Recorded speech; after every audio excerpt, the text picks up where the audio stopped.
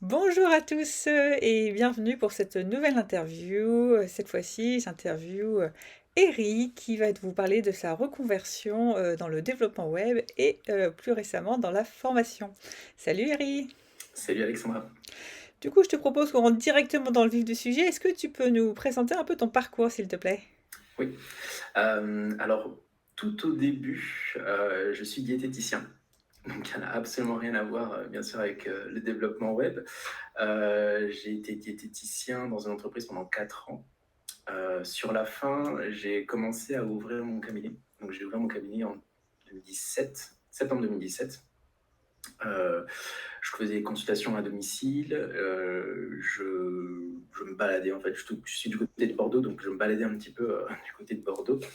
Et vers la fin de l'année, j'ai voulu centraliser un peu tout ça. Donc j'ai ouvert mon cabinet D'accord. et j'ai commencé à avoir mes premiers patients. Euh, et puis à un moment donné, j'ai souhaité arrêter le salariat. Parce que, alors, dans la boîte en soi, ça se passait globalement bien, mais c'est surtout que le salariat ne me convenait plus. En fait, c'était plus vraiment l'idée que j'en faisais.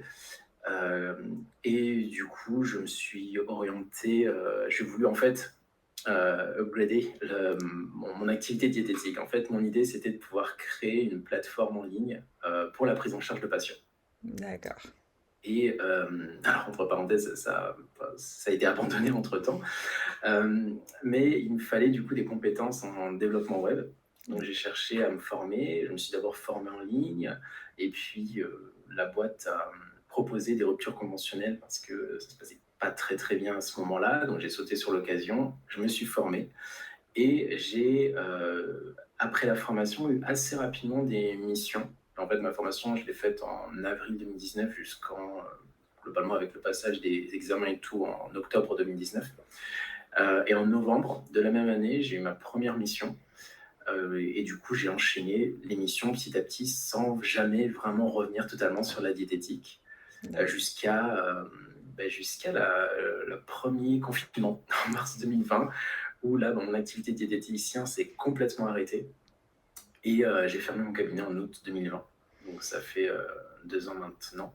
Ok, donc au début, tu faisais diététicien plus développement Oui, web en parallèle. je faisais vraiment les deux. En fait, je voulais pas lâcher la diététique. D'ailleurs, j'ai mis beaucoup de temps à dire que j'étais un reconverti, enfin, me convaincre que j'étais un reconverti. Je voulais absolument, je tenais quand même à mon activité de diététicien. Et du coup, ce que je faisais, c'est que j'avais mes consultations d'un côté et j'avais mon activité de développement web de l'autre. Donc, je Ok. jonglais un petit peu avec les deux jusqu'à ce que la pandémie en décide autrement. Mes consultations sont totalement arrêtées. J'ai pas réussi à retrouver la même activité d'avant Covid. Et du coup, comme je payais plus de charges qu'autre chose avec le cabinet, j'ai décidé d'arrêter totalement et d'être à 100% sur mon activité de développement web qui n'a jamais arrêté en fait. Ok. Du coup, puisque je pouvais travailler à domicile, donc ça posait vraiment aucun problème.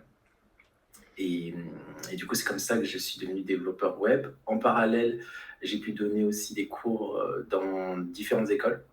Donc ça, c'était plus un petit complément en fait. J'ai vu des annonces passer, j'ai postulé entre guillemets et ils m'ont recontacté, ça s'est bien passé et c'est comme ça que j'ai commencé à donner des cours. Et comme tu disais, plus récemment, effectivement, encore un peu plus récemment, je lance aussi ma propre formation en ligne, mais ça date de cet été. Donc D'accord. la réflexion est vraiment très très très très jeune. Ok, super. Et du coup, comment s'est passée un peu la transition? Tu as dit que tes clients sont venus naturellement. Tu as quand même dû... Enfin, sauf si tu avais ton voisin qui cherchait un développeur web sur le coup, tu as Oui, quand même dû être un peu visible. Comment tu as réussi justement à trouver ces et premiers clients? bah, en fait, c'est assez marrant parce qu'on me demande assez souvent ça. Enfin, souvent, je croise des développeurs, ils me disent sur quelle plateforme tu es. Déjà, il faut savoir, je ne suis pas sur plateforme comme Malte ou ce genre de choses, pas du tout. En fait, ce qui s'est passé, c'est que j'étais dans une formation de ce qu'on appelle un bootcamp, donc ça dure 3 mois et ensuite il y a un mois de révision à peu près avant de passer l'examen. Et j'étais plutôt doué en fait lors de la formation, ce qui fait que certaines personnes qui n'ont pas forcément continué ou des formateurs tout simplement qui m'avaient repéré euh, m'ont recommandé. Dès qu'ils avaient un besoin en développement web, ils m'ont recommandé. C'est ce qui s'est passé en novembre. Donc j'ai eu comme ça ma première mission et en fait ça n'a pas arrêté. Ça s'est tout le temps enchaîné, j'ai jamais eu vraiment de temps mort. Donc le côté visibilité s'est fait vraiment, en direct.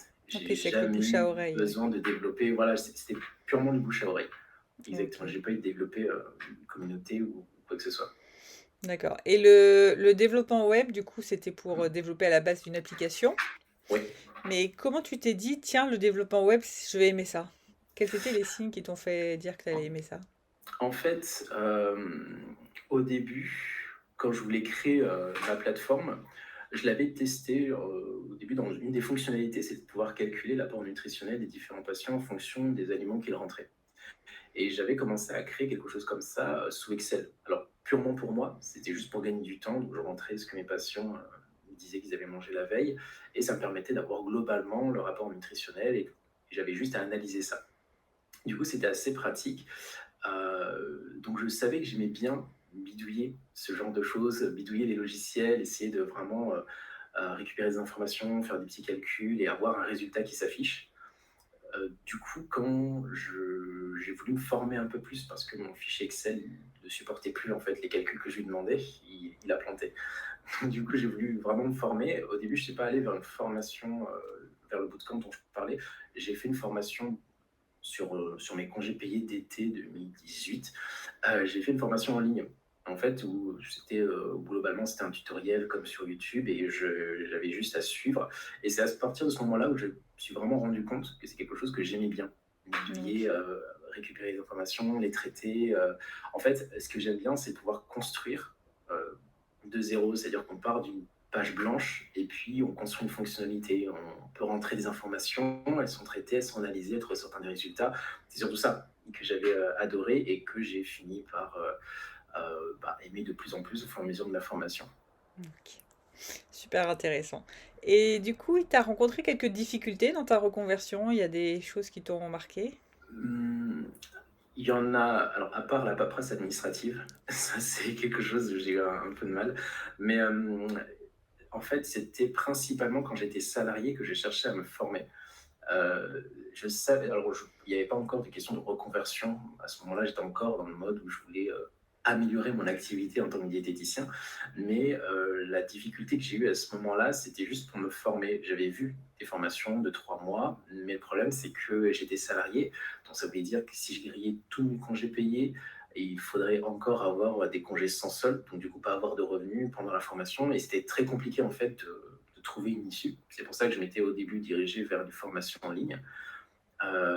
Et après, ça s'est débloqué assez naturellement lors de ma rupture conventionnelle, où là, j'avais le temps et les finances, plus les CPF, pour Oui. pouvoir me former correctement durant plus de 3 mois. Mais OK, c'était vraiment ça qui m'a le plus bloqué. d'accord et ton entourage, comment ils ont réagi quand tu leur as dit justement parler de cette reconversion dans le développement web? Ça a été bien accueilli? Globalement, oui, avec un petit fond de crainte aussi, parce que, mine de rien, il y a enfin, c'est pas du tout le même métier, c'est pas du tout le même raisonnement. J'étais diététicien en plus depuis plus de 4 ans dans le salariat, donc c'est quand même quelque chose où j'étais établi, j'avais une situation qui était plutôt stable avec le CDI. Et quand j'ai annoncé que j'allais devenir développeur web et en même temps que je ne reviendrais pas en tant que salarié, donc Mmh. clairement que je me lançais dans l'inconnu, ben, on a tendance il y a toujours cette petite crainte de savoir est-ce que tu es sûr de ce que tu fais, est-ce que tu es sûr de, euh, de vouloir changer ça, de vouloir quitter le CDI pour quelque chose que tu ne connais pas. Et sur le moment, je savais que c'était leur peur, et je sais que c'est très bienveillant de leur part de me dire ça, mais ils me soutenaient malgré tout. Mais jamais, j'ai pas eu vraiment comment dire, de confrontation. On m'a dit non, fais pas ça, Ouais, c'est vraiment pas fait pour toi. On m'a encouragé, mais en mettant des petites des petites alertes, peurs, voilà, exact. avec les petites peurs. Ce serait trop simple sinon si tout le monde était derrière nous. Bah oui, ça aurait été trop facile. OK et quel conseil du coup tu donnerais justement à quelqu'un qui hésite à quitter le salariat pour se lancer dans l'entrepreneuriat? Quels seraient les conseils que tu donnerais comme ça? J'aurais tendance à dire, alors pour vraiment quitter le salariat, pour se lancer dans l'entrepreneuriat, mon conseil, ce serait quand même de se préparer un petit peu à l'avance, de pas quitter le travail sans avoir un minimum de plan. Parce que ce que j'ai fait, moi, c'est que j'ai eu la rupture conventionnelle, donc j'ai eu 2 ans de chômage. Mais 2 ans, ça passe très, très vite. J'ai eu la chance de pouvoir quitter fin mars 2019 mon entreprise et enchaîner ma formation le mois d'après. Donc ça a été très rapide.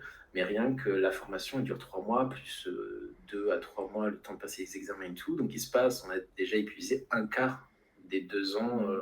de chômage. Et le problème, c'est que j'ai croisé des personnes durant la formation qui, elles, étaient sur la fin.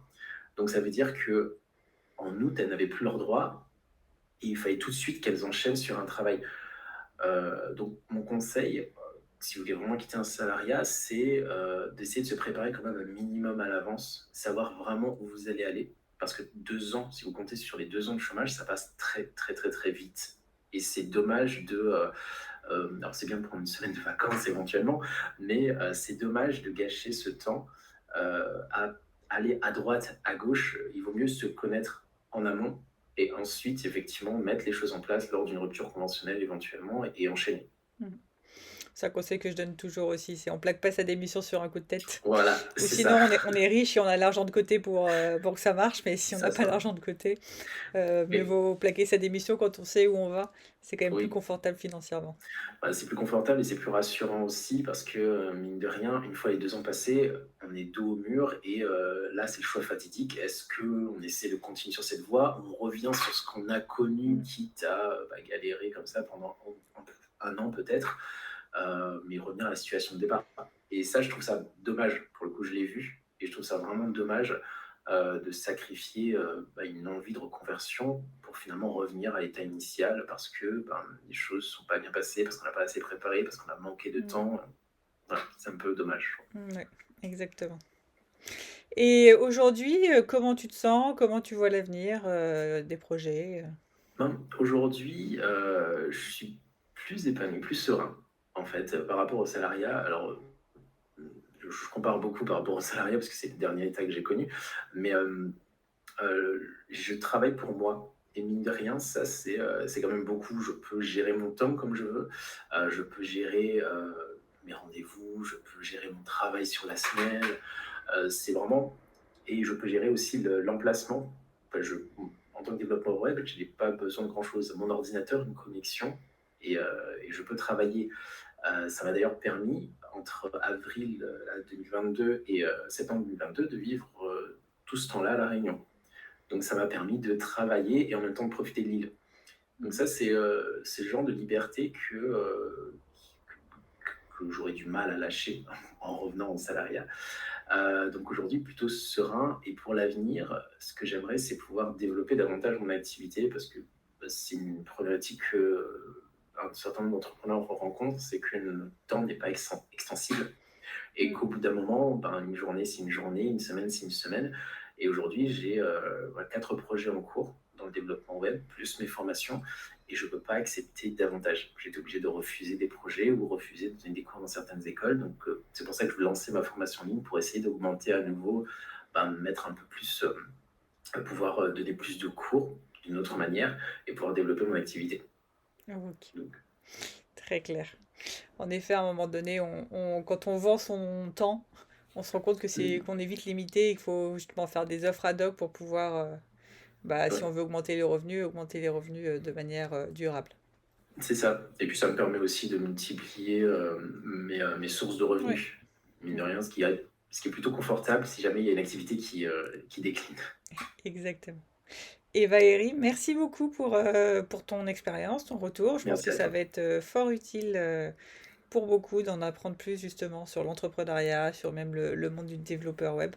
Tu es la deuxième personne que j'interviewe dans le monde du développement web et j'ai Oui. l'impression que c'est un métier où il y a beaucoup de demandes. Donc Il y a c'est beaucoup de assez demandes, confortable, je pense, et c'est pour vrai se qu'il lancer dedans. faut faire son trou, en fait, tout Ouais. simplement. Il ne faut pas avoir peur de se former, de se tenir au courant. Mm. Mais il y a du travail. Ok, et ben merci à toi. Et du coup, Merci où beaucoup. est-ce qu'ils peuvent nous retrouver, les gens qui nous écoutent, s'ils veulent te retrouver, soit pour parler de ta reconversion ou même peut-être faire appel à tes services? Principalement sur LinkedIn. C'est le seul réseau professionnel que j'essaye de développer. Comme j'ai dit, je ne suis pas très réseau, j'ai eu que du bouche à oreille jusqu'à maintenant. Donc principalement sur LinkedIn. Et c'est là où je vais pouvoir lancer ma formation, où vous aurez toutes mes coordonnées. Donc, voilà. Ok. Et ben, je mettrai du coup le lien vers ton LinkedIn en commentaire. Merci. Merci à toi, Eri, et à Merci bientôt. beaucoup.